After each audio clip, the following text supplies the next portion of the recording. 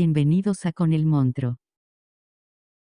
Doctor, en su larga y productiva trayectoria como académico, muchos de sus estudios han apuntado, creo yo, a rescatar o reescribir la historia de ciertas culturas subordinadas o marginadas, tanto en el Perú como en los Estados Unidos. ¿Hasta qué punto cree usted que su trabajo ha hecho visible, por usar un término, a un grupo determinado?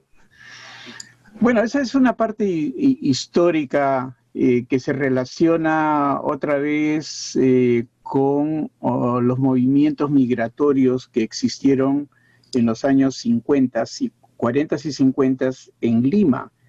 Lima siempre ha sido una capital criolla, ¿no? Criolla, gente nacida en Lima, de habla castellana, con muy poca influencia de otras culturas, ¿no? Entonces, de repente, en los años 40 y 50 empiezan a llegar grandes números de gente de otras provincias y entonces empezamos a mezclar culturas y, por supuesto, ahí empiezan las grandes diferencias entre las culturas hegemónicas y las que vienen de afuera. Más que nada porque las que vienen de afuera son vistas como subordinadas, como de segunda categoría, o en el caso de las que provienen del centro del Perú o de la selva, de lenguas aborígenes, ¿no? Como el quechua, la aymara y las lenguas de la selva, que son como más de 400, ¿no? Entonces, esto viene y altera. El verbo alterar es precisamente lo que yo utilizo, altera esa percepción de lo que debe ser la literatura peruana, ¿no? Los moldes están presentes desde, por ejemplo, desde que yo entré a la universidad, estoy hablando en 1963, hace muchísimos años, ¿no? Entré a la universidad y entonces me encontré con las vacas sagradas, las que iban comunicando una percepción de la historia nacional como una historia hegemónica, ¿no? Una historia homogénea, cuando en realidad se había dejado de lado las voces de la marginalidad, ¿no? Entonces, como estudiante universitario de mi primer y segundo año, empecé a darme cuenta de que hay algo que faltaba, ¿no? Faltaban las voces de nosotros, los que descendíamos de familias que venían de afuera, de la gran capital, ¿no? De la gran capital criolla, ¿no?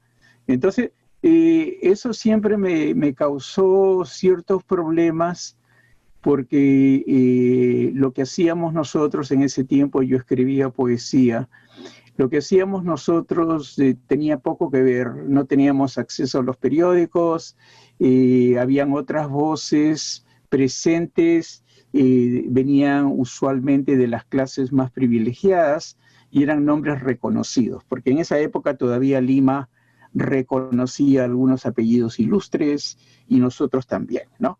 Entonces, ese es más o menos el panorama histórico, pero que estaba relacionado con la aparición de un nuevo personaje, ¿no? Un nuevo, ¿cómo diría? Una nueva sensibilidad que ahora veía en la marginalidad otras visiones que también eran parte del Perú. Eso mismo me tocó sentir cuando llegué a Texas, cuando entré por la puerta de atrás, ¿no? Por la puerta trasera a ser parte del movimiento chicano, que en esos momentos, en los años 70, todavía estaba formándose, ¿no? Entonces me ocurrió el mismo fenómeno que me ocurrió en el Perú, lo volví a experimentar en otra sociedad, ¿no? Donde la lengua maestra era el inglés y donde nosotros luchábamos por mantener una cultura hispana, ¿no? Eso más o menos, ese es el comienzo de todo este periodo de ya 50 años, ¿no? desde que llegué a este país, ¿no? Así que más o menos eso es un poco, ¿no? La historia. Detrás, Lima dejó de ser monolítica, dejó de ser castellana completamente para convertirse ya más bien en un centro que atraía a muchas culturas. Y ahí empieza, por supuesto, Lima a ser heterogénea, ¿no? No la idea que querían plantarnos en la cabeza, que había una cultura castellana superior y única, ¿no? Así. Muy bien. En una entrevista, usted habló para erradicar esa visión eurocéntrica que tenía el intelectual peruano. Usted habló del rol que jugó el historiador Pablo Mancera.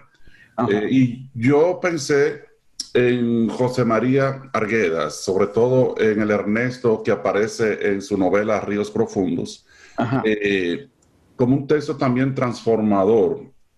Pero ¿cree usted que esa visión eurocéntrica se ha erradicado del todo entre los intelectuales peruanos?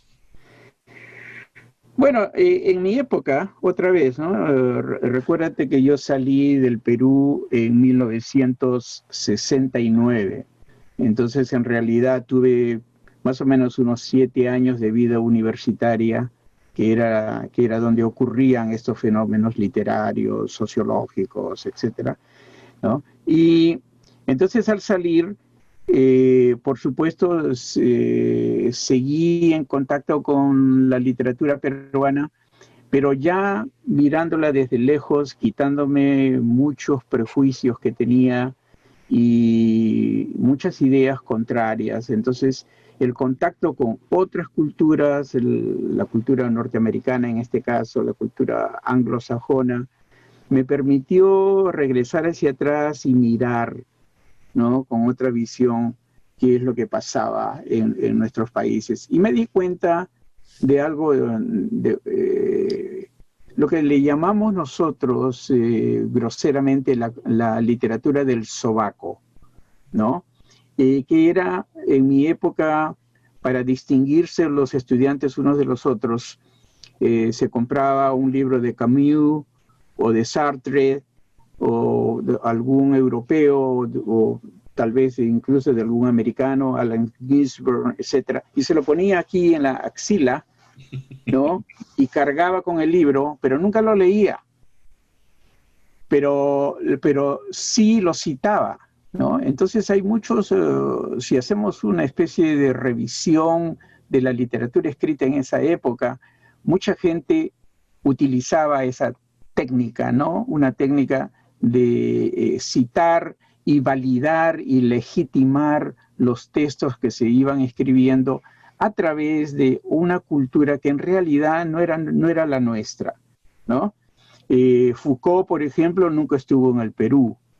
Y entonces, ¿por qué a la hora de hablar de literatura peruana me citan a Foucault, ¿no? ¿O por qué me citan a Sartre o Heidegger, etcétera, ¿no? Entonces, siempre y cuando se mantenga la diferencia o se mantenga la idea de que la filosofía, por supuesto que proviene de otras partes, es interesante porque nos abre la mente y podemos elucidar mejores ideas. Por otro lado, no tiene el derecho a reemplazar, ¿no? Esa cultura que nosotros mismos vamos creando. Eso fue todo una guerra, en realidad, en el Perú por más de 40 años, yo diría de 1960 hasta el año 2000, más que nada porque la gente que tenía mayor cantidad de dinero, tenía mayor contacto con las culturas europeas, podía viajar, ¿no? Salía, tenía becas, hablaban otros idiomas, mientras que había una gran mayoría que no tenía acceso a ese contacto.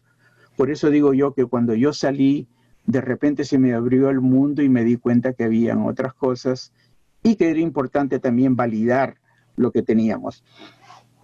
Pablo Mancera, el gran historiador peruano de todas las épocas, que murió hace muy poco, dicho sea de paso, ¿no?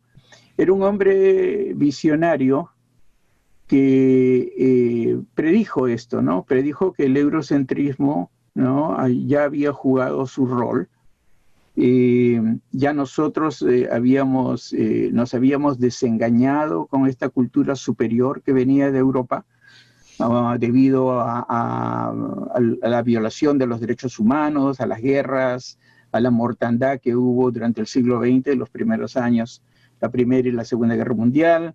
Y entonces ya Pablito decía que estas culturas se habían desprestigiado. Y nosotros todavía seguíamos emulando a esas culturas y seguíamos validando nuestros textos, utilizando ideas que en realidad habían sido hechas afuera, ¿no?